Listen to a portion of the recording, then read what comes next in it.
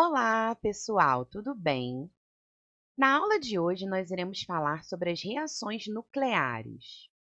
Para falarmos sobre as reações nucleares, precisamos relembrar que algumas desintegrações alfa e beta são emissões naturais e descontroladas, ou seja, são pequenas explosões nucleares que ocorrem na natureza e não podem ser impedidas.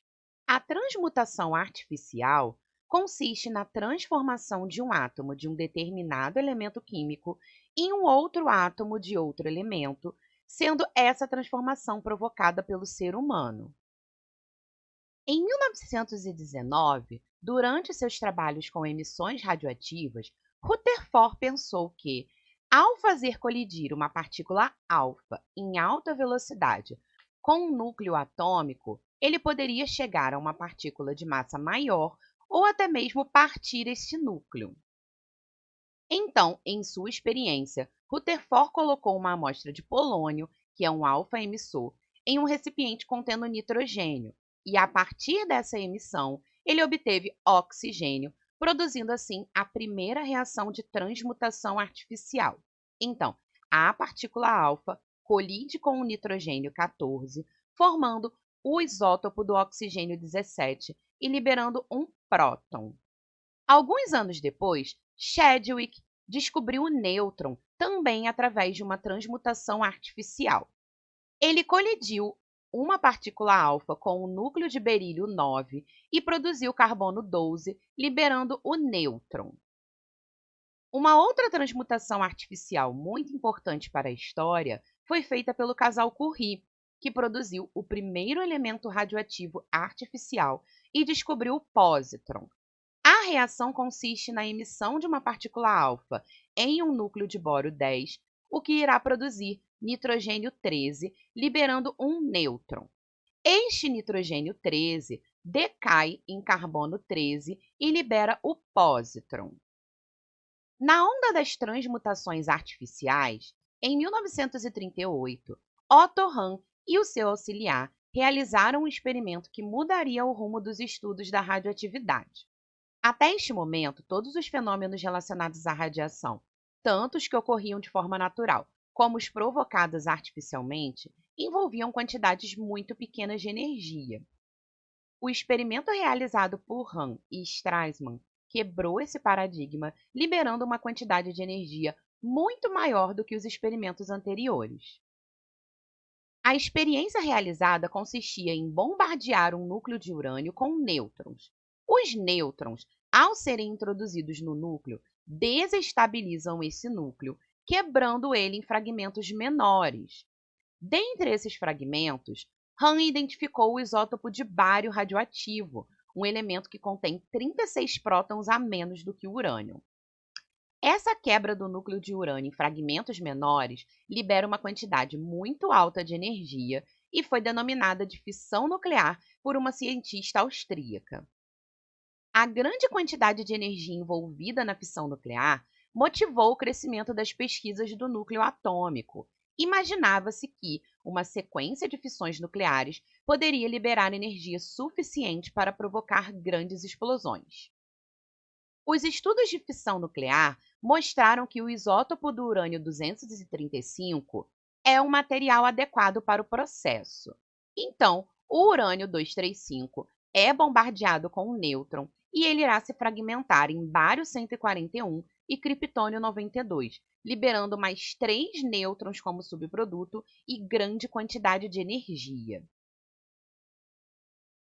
Uma outra possibilidade é este mesmo urânio 235 se quebrar em molibdênio 103 e estânio 131, liberando 2 nêutrons como subproduto e também uma grande quantidade de energia. A razão da eficiência do urânio 235 são exatamente esses nêutrons produzidos como subproduto na sua fissão. Quando o núcleo de urânio recebe o primeiro nêutron, ele se fragmenta e libera mais nêutrons. Esses nêutrons irão atingir outros núcleos de urânio do mesmo material e desencadear uma reação em cadeia. Ou seja, a fissão nuclear do urânio, ela é autoalimentada pelos próprios nêutrons produzidos no processo. Para que essa reação em cadeia ocorra, é necessário que os nêutrons produzidos em uma reação sejam absorvidos por outros núcleos antes que escapem do material. Então, nós temos que ter uma quantidade mínima de urânio 235 para esse processo ser desencadeado, o que é chamado de massa crítica. Se compararmos o urânio 235 com o urânio 238, este segundo não sofre fissão em cadeia. Porém, um outro elemento que também sofre fissão em cadeia é o plutônio 239, que apesar de existir em uma quantidade muito pequena na natureza, quando sofre fissão nuclear, libera 20% a mais de energia que o urânio 235. Os estudos da fissão em cadeia levaram ao Projeto Manhattan, que é o projeto dos Estados Unidos de desenvolvimento de uma bomba atômica durante a Segunda Guerra Mundial. Esse projeto foi altamente financiado simplesmente pelo fato de que o país que obtivesse a bomba atômica primeiro iria ganhar a Segunda Guerra Mundial. A energia liberada na fissão de 1 grama de urânio 235 equivale a 2 vezes 10 elevado a 10 calorias. E essa é a energia liberada na queima de cerca de 6 toneladas de carvão. Ou seja, com uma massa muito pequena de urânio, é possível uma grande liberação de energia. Um problema a ser contornado é que a reação em cadeia não poderia ocorrer de maneira imediata. Era preciso que a bomba explodisse no momento certo. Por essa razão, o explosivo foi dividido em 2 blocos. Cada um desses blocos continha uma massa inferior à massa crítica necessária para a reação em cadeia. E para que esses 2 blocos se unissem no momento certo, foi provocada uma explosão dentro da bomba, empregando-se um explosivo comum. Quando a massa crítica fosse atingida, a bomba seria detonada por nêutrons fornecidos por uma mistura de berílio e polônio, a mesma mistura usada por Chadwick na descoberta do nêutron. No dia 16 de julho de 1945, no Novo México, foi realizado o primeiro teste nuclear, a detonação de uma bomba contendo 6 kg de plutônio. A bomba de plutônio necessita de 10 nêutrons para ser detonada. Com o teste feito, em 6 de agosto de 1945, foi lançada a primeira bomba atômica contendo urânio, chamada de Little Boy, sobre a cidade de Hiroshima, no Japão. Essa bomba matou mais de 100 mil pessoas em poucas horas, atingindo temperaturas superiores a 3.000 graus Celsius. 3 dias depois foi lançada a bomba de plutônio, chamada de Fat Man, sobre a cidade de Nagasaki. Com essa bomba, ao todo, cerca de 200 mil pessoas morreram. E em poucos dias, o Japão se rendeu, dando fim à Segunda Guerra Mundial. Aqui nós temos imagens das bombas lançadas sobre Hiroshima e Nagasaki. A bomba de Hiroshima, Little Boy, e também a bomba lançada sobre Nagasaki, a Fat Man. Além da possibilidade da fissão nuclear, nós temos também a fusão nuclear, que consiste na união de átomos pequenos, produzindo átomos maiores e liberando grande quantidade de energia. Um exemplo da fusão nuclear é a transformação do hidrogênio em hélio, que ocorre no interior das estrelas e também que alimenta o Sol.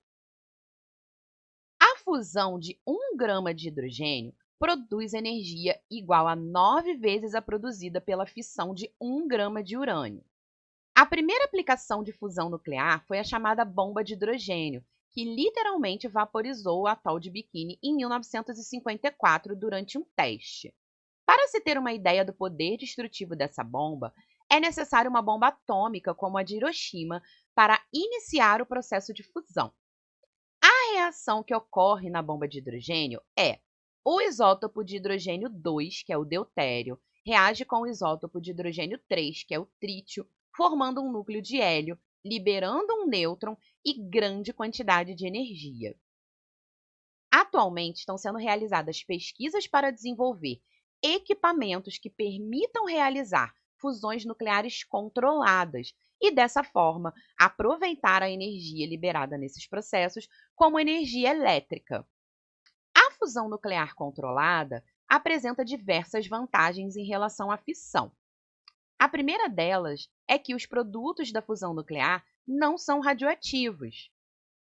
Além disso, os reagentes são materiais abundantes na natureza ou de fácil obtenção, que no caso seriam os isótopos do hidrogênio. E por fim, a quantidade de energia produzida é muito maior do que a obtida em um reator de fissão nuclear. E como funcionam os reatores nucleares?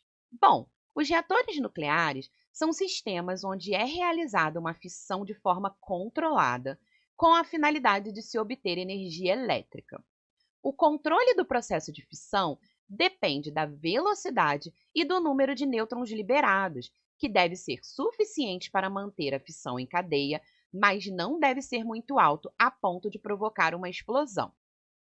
Ao contrário do que se imagina, uma usina nuclear não pode explodir como uma bomba atômica, já que a quantidade de combustível usada é sempre inferior à massa crítica. A energia elétrica produzida nas usinas nucleares apresenta como principal vantagem o fato da poluição atmosférica produzida ser infinitamente menor do que as usinas à base de combustíveis fósseis como o carvão. Entretanto, o uso da energia nuclear pode gerar alguns problemas, como a contaminação de grandes regiões, como foi o caso de Chernobyl após a explosão, e temos também o problema do armazenamento do resíduo radioativo, que é o que chamamos de lixo atômico. Bom, gente, essa foi a nossa aula de hoje. Espero que vocês tenham entendido e até a próxima!